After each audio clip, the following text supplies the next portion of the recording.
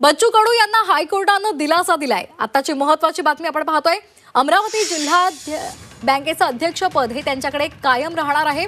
मुंबई हायकोर्टानं विरोधकांची याचिका फेटाळली आहे। बच्चू कडू बँकेच्या अध्यक्षपदीच कायम राहतील।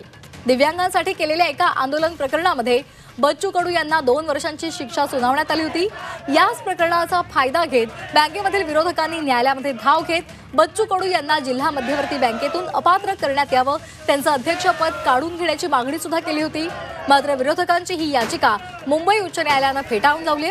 त्यामुळे बच्चू कडू यांचं जिल्हा मध्यवर्ती बँकेमधलं अध्यक्षपद कायम राहणार आहे। आम्ही आंदोलन केलं दिव्यांगासाठी, दिव्यांगाच्या न्याय हक्कासाठी। त्याच्यात मला त्या न्यायालयानं गुन्हा दाखल म्हणजे सजा सुनावली आणि त्या सजा सुनावलीचा व्यवस्थित फायदा घेऊन बच्चू कडूला बँकेच्या पदावरून कसं काढता येईल अशा प्रकारचे षडयंत्र चालू केले। म्हणजे चांगल्या कामासाठी आमच्यावर गुन्हा दाखल झाला आणि त्याचा कसा गैरफायदा घेता येईल हा खरं तर विरोधकांचा डाव होता। पण आता कोर्टानं आम्हाला स्थगिती दिलेली आहे।